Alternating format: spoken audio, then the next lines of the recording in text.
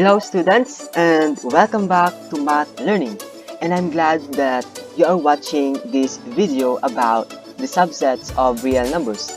So our topic for this moment is all about the subsets of real numbers. So our learning competencies here is to illustrate the different subsets of real numbers. We have to arrange real numbers in increasing or decreasing order on a number line.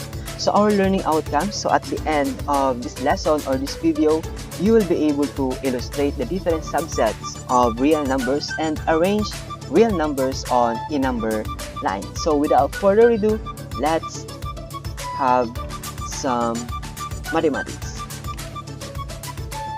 So our definition in terms is eto muna. Ano po? So bago tayo mag-arrange ng real numbers into a number line or doing something in this topic, so let us first know the definitions and terms that we will encounter along the way. So we have these names, descriptions, and examples. So first, we have a natural numbers. Natural numbers has this symbol n. So these are the numbers that are used for counting. So example, we have 1, 2, 3, 4, 5, 6, 7, 8, 9, and so on and so forth. So meaning to say, natural numbers yung ginagamit natin kapag tayo ay nagbibilang. Ano po? Yan yung natural numbers. How about whole numbers? So whole numbers has this symbol, W. So these numbers naman are formed by adding 0 to the set of natural numbers. So meaning to say, magdadagdag lang tayo ng 0 sa unahan para masabi natin ito na whole number siya. So meaning to say, these are the set of, we have 0, 1, 2, 3, 4, 5, 6, 7, 8, and 9, and so on and so forth. So nagdagdag lang tayo ng 0. So next, we have integers. Integers, we have this z. We can also put for positive integers as like this one, and also for the negative integers as this one. Ano po? So they are formed by adding the negatives of the natural numbers to the set of whole numbers. So ang gagawin natin, we just take these whole numbers and dadagdag tayo ng negative numbers. So we have, kung napapansin natin, etong part na to is our natural numbers. These are our natural numbers. And kapag eto naman, pag dinagdagan natin ng 0, that is a whole numbers. That is a whole numbers. So ngayon, magdadagdag din tayo or magdadagdag lang tayo mga kamat learning ng mga negative numbers. Ano po? Dito sa natural numbers. So meron tayong set of integers. Meron tayong negative 1 and positive numbers. And then 0. So meaning to say, integers consist of negative 0 and then positive numbers. So yan po. Now, how about the rational numbers? So we have these rational numbers with a symbol of Q. These are the set of numbers. The set of rational numbers is the set of all, okay, may I repeat? The set of rational numbers is the set of all numbers which can be expressed in the form of A over B, where A and B are integers and B must not be equal to 0. The decimal representation of a rational number either terminates or repeats. So meaning to say, ibig sabihin po, eto po, pasok po dito yung mga fraction. Ano po? Meron tayong mga fractions. We have negative 1 half, 2/3, 4 over 5, 1 over 7. Also, 0 and 4/10 also belongs to the rational numbers because we have kailangan natin malaman na ito ay rational numbers because 0.04 can be expressed in a fraction by simply getting this one. We have 4 over 100. Ano po? So that is 4 hundredths. Ano po? 0 and 4 hundredths. And also this one, and etc. So sabi daw, since alam na natin kung paano tayo mag-convert ng fraction into decimal, so alam natin na yung decimal is meron tayong tinatawag na terminating decimals and then repeating decimals. So, pasok po yung terminating and repeating decimals into the rational numbers. Next, how about irrational numbers? So, kapag irrational numbers class, meron tayo ditong symbol na meron tayong Q and then meron tayong apostrophe. Or, eto sa taas. Kung anong tawag natin dyan. Ano po? So, Q prime ang tawag natin dyan. Para sa akin, that is Q prime. So, the set of irrational numbers is the set of numbers which decimal representations as are neither terminating nor repeating. So, ibig sabihin, hindi siya terminating at hindi siya repeating. So, these numbers cannot be expressed as a quotient of integers. So, meaning to say, hindi po natin siya mai-express as fraction. Ano po? So, ito yung mga numbers na nandoon sa loob ng radical. Ano po?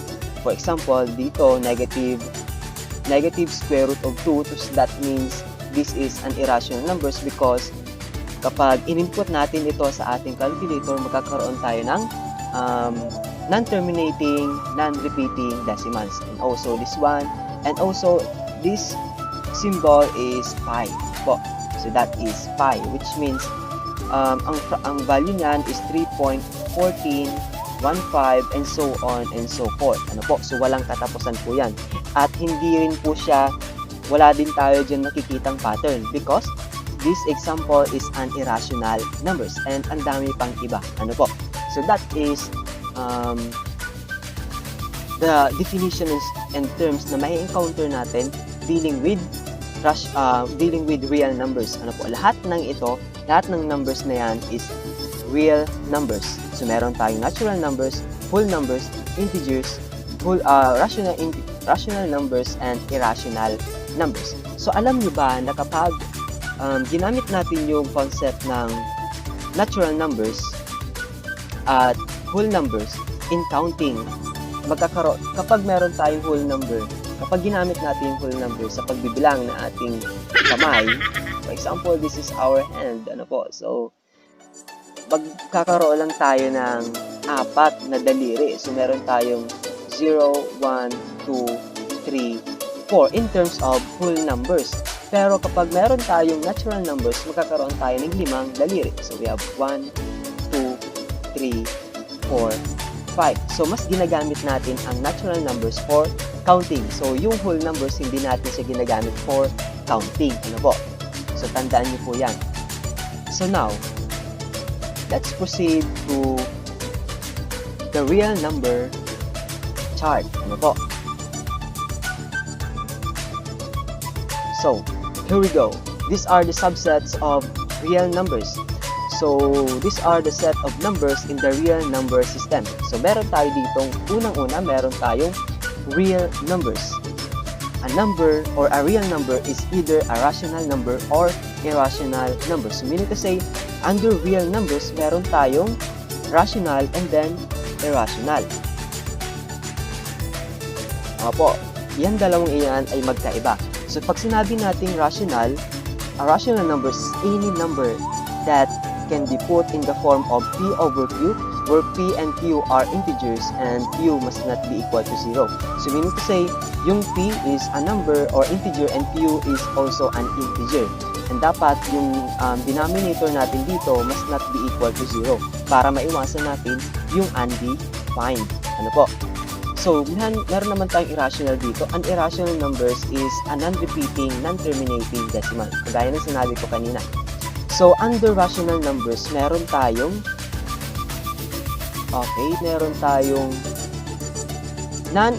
non-integer fractions and also the integers. Pag sinabi natin class, non-integer fractions, these are the non-integer fraction is a fraction whose numerator is not a multiple of the denominator. Kasi meron tayong may encounter na ganito. Meron tayong ganyan. So, 2 over 2 that is equals to 1. So, this is a fraction. Ito, fraction siya. Pero pag in-express natin siya into this one, kapag nilowest term natin, magkakaroon tayo ng whole number or natural number na 1 or also an integer.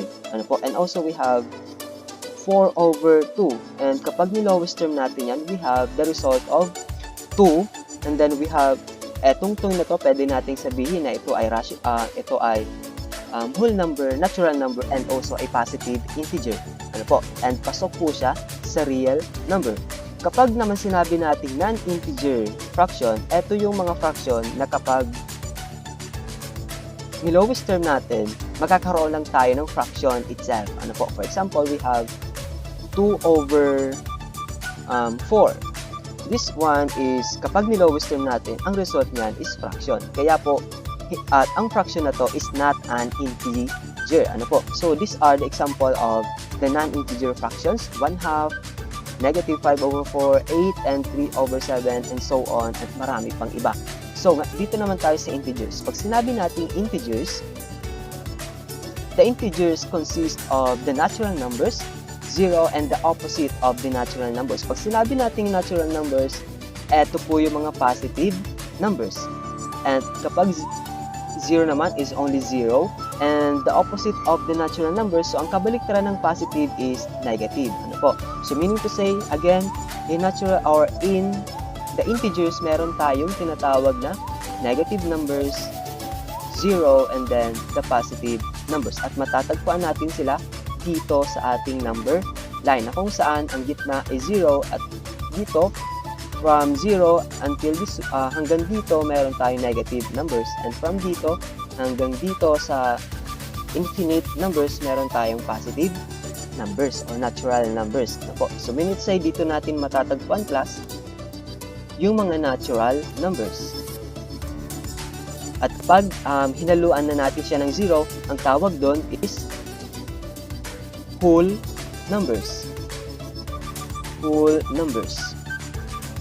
Ano po? At kapag kinuha na natin yung opposite ng natural numbers, meron na tayong tinatawag na integers. Ano po? So, dito naman tayo sa whole numbers. So, dito sa whole numbers, pasok po siya sa integers because the whole numbers consist of the natural numbers and 0. So, meron tayong 0, 1, 2, 3, 4. Ano po? And also, this one, eto, dito po siya sa integers. So, lahat ng to is pasok po dito sa integers. Ano po? So, dito naman tayo sa sunod sa whole numbers, meron tayong natural numbers. So, natural numbers are numbers that is referred to as the counting numbers. So, we have 1, 2, 3, 4, and so on. Basta po, mag-uumpisa tayo sa 1. Ano po? Yeah, that is counting numbers. So, pwede natin siyang tawagin as counting numbers. So, yung natural numbers can be called as counting numbers. Ano po? So, kapag sinali natin yung 0, magkakaroon tayo ng whole numbers. Ano po? Whole numbers.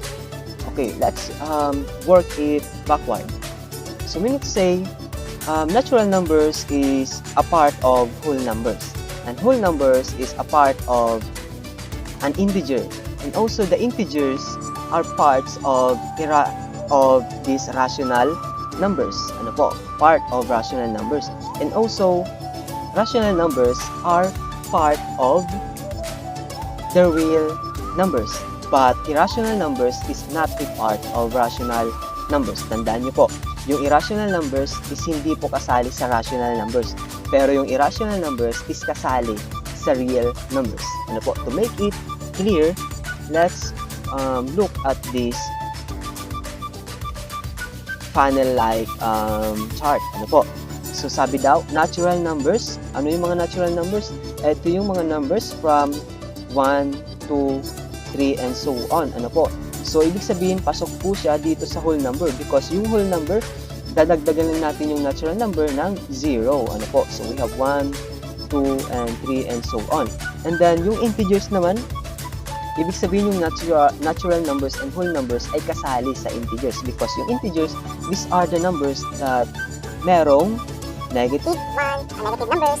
For example, we have this negative 1, 0, and then positive 1, 2, 3, and so on. And also rational numbers, meron tayong tinatawag na rational numbers na non-fraction, integer, and also rational numbers can be expressed as fraction wherein A over B or B is not B equal to 0. Or pwede natin sabihin na ito yung mga numbers na fraction. We have 1/2, 2/3, 3/2, 1/4, and so on and so forth. Pwede nyo naman negative 1/2, negative 2/3, and so on. Ano po? And also, whole numbers are also rational, or whole numbers can also be irrational numbers. And also, natural numbers can also be irrational numbers. Ano po? And lahat ng yan pababa is pasok po dito sa real numbers. Ano po? Kung napapansin nyo, meron tayo ditong irrational number. Kasi po yung irrational number is eto po yung mga numbers na may express natin into non-terminating and non-repeating. Ano po? So, ibig sabihin po, class, ito yung mga numbers na merong decimal pero walang katapusan at wala ding pattern. Ano po? So, that is an irrational numbers. At yung irrational numbers is pasok din po dito sa real numbers. To sum up, real numbers consist of rational and irrational numbers. So, yan po yung ibig sabihin ng real number system or the subset of real numbers.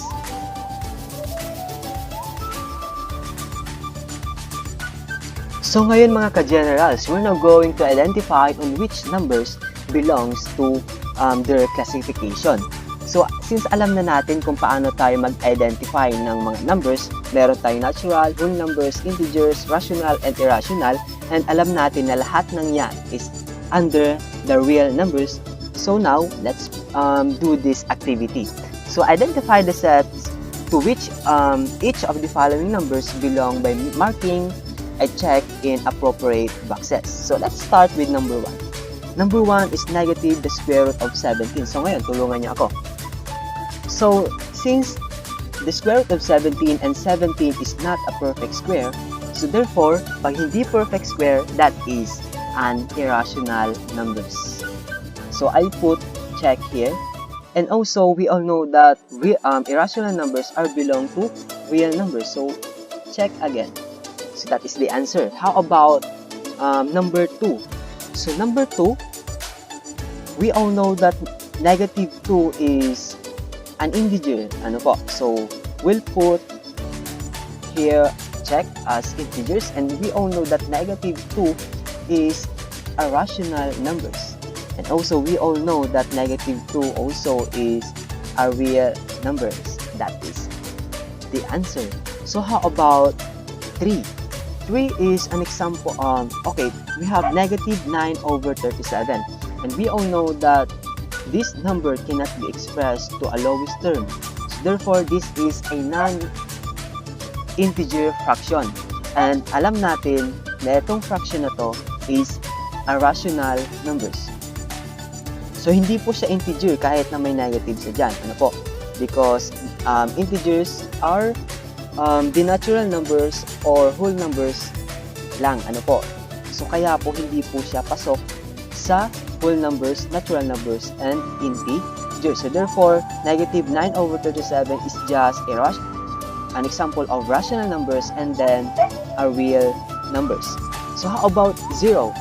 So 0 is not a natural numbers because natural numbers is deal with only the counting numbers. So pasok po siya dito sa whole numbers. At alam natin yung integers is merong positive, 0, and negative. So therefore, pasok po siya dito. Ano po? And also rational numbers. Pasok din po siya dyan. And also we have the real numbers. So, bakit kaya pasok yung 0 sa rational numbers? So, sabi daw kasi, since 0 is an integer, so sabi daw, rational numbers can be expressed as A over B, where A and B are integers. Ano po? But, yung B must not be equal to 0. So, since A is equals to 0, if we have A is equals to 0 over 1, and the result of that is 0. Ano po? So, that is an example of rational numbers.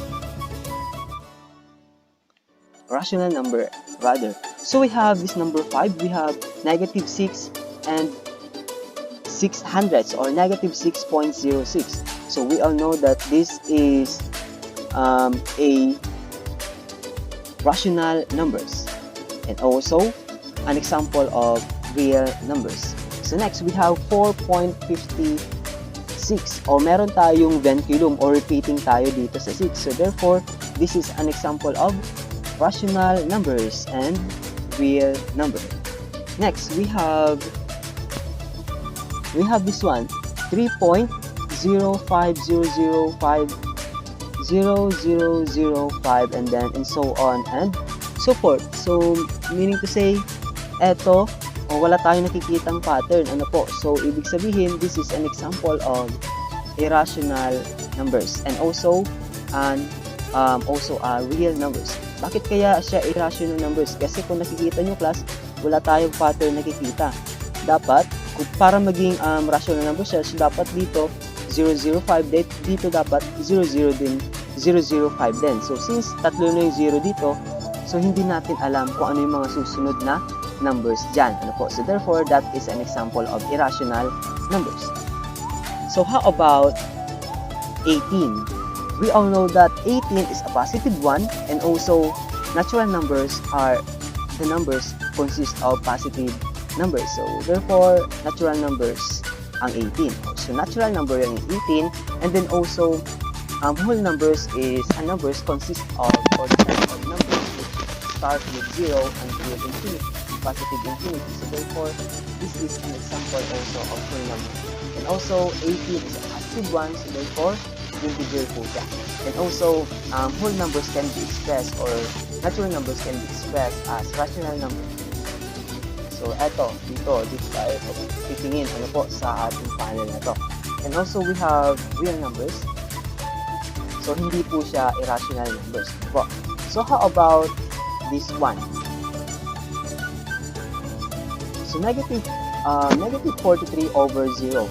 So, that is undefined na po. So, wala tayong chechekan dyan. Kasi po, hindi po siya natural number, hindi rin po siya whole number, integers, rational, and then irrational. So, meaning to say, this is undefined po. Kasi meron po tayong 0 sa denominator. So, dapat daw yung denominator must not be equal to 0. So, eto, undefined po ang sagot po. So, this is undefined. Next, we have 10. That is pi. So, we all know that pi is an irrational numbers. Kasi po, yung decimal niyan is hindi po natin may express as fraction, and also that decimal also is hindi siya terminating and also hindi rin po siya repeating. So therefore, that is an example of irrational numbers, and also this one is also a real number. So ito po yung pag-identify kung ang numbers ba ay whole numbers, natural numbers, integers, rational numbers, irrational numbers, and real numbers. So ito po yung clue. Ano po? So dapat alam nyo yung real number chart natin. So, ano po?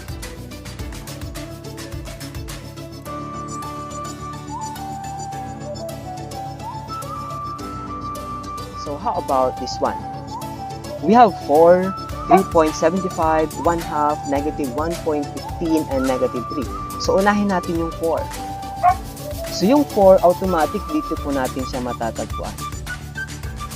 Okay, that is 4. So, lagyan natin ng 4. And also, we have 3.75 or 3 and 75 hundredths. Alam natin na yung 75 is 3/4. Ano po? So, ibig sabihin nasa 3 point dito. Dito natin siya matatagpuan. So, ito po yung 3.75. Next, we have 1/2. So, we all know that 1/2 is 0.5. So, meaning to say, nandito po siya sa gitna ng 0 and then 1. So, that is 1/2. And then, we have 0.5. And then, we have negative 1.15. And negative. So, meaning to say, meron tayong negative. So, extend natin yung number line natin. Extend natin. So, kinulang po kasi yung number line natin. So, gawa natin ng paraan, extend natin. Ito. So, ito daw yung negative 1. So, meron tayong negative 1.15. So, meaning to say, dito natin po siya matatagpuan. Ilagay tayo. Negative 2. So, meaning to say, dito po natin siya matatagpuan. Ito po yung negative 1.15. And also we have negative 3. So extend ulit po natin, ano po, kasi meron pa pala tayo negative 3. So dito po natin matatagpuan yung negative 3. So this is negative 3. So ganyan lang po mga ka-math learning yung pagpa-plot ng real numbers in number 9. Ano po? So I hope na natutunan nyo kung paano. So let us now summarize what we have discussed earlier. So these are the important things to remember. Ano po? So question number 1. Are all irrational numbers are real numbers? So our answer is true. Yes, because every irrational number is included in the set of real numbers. The irrational numbers can be a subset of real numbers. As you look at this chart, ano po, irrational is a part of real numbers. And number 2, is this statement, no rational numbers are whole numbers. Is this true? So the answer is false because a whole number can be written as a fraction with a denominator of 1. So every whole number is included in the set of rational numbers. The whole numbers are subset of the rational numbers. So as you can see, whole numbers is a part of our rational numbers. Ito, whole numbers will fall into these rational numbers. So let's have another question. Are all rational numbers are integers? So let's have this false. Ano po? The answer is false because every integer is a rational number, but not every rational number is an integer. So kung napapansin natin, etong integers will fall into this rational number, but these rational numbers cannot be expressed, or hindi po lahat ng oras o hindi sa lahat ng pagkakataon ang rational numbers is an integer. Ano po? Kasi merong mga rational number na fraction. So that is. So what about question number 4? Is some irrational numbers are integers? False, because real numbers are either rational or irrational numbers. So integers are rational numbers. So no integers are irrational numbers. So as you can see in our dito chart, so yung integers belong to rational numbers, not here in the irrational numbers. So next we have question number 5. Are all whole numbers are rational numbers? So our answer is true. Yes, because whole numbers are a subset of irrational numbers and can be written as a ratio of whole number to 1. Ano po? Because as you can see here, our whole number here is fall also into rational numbers, and rational numbers is an example of real numbers, or a subset of real numbers rather. So we have this last question, number 6. So is the statement no irrational numbers are whole numbers? Is this true? Yes, because we all know that all whole numbers are rational numbers. Ano po? So kaya wala po tayong masasabi ng isang irrational number is a whole number because whole number is not part of this irrational number. Ano po? So that ends our discussion for the subsets of our real numbers. Thank you very much for watching, and I hope you learned something. Thank you and God bless.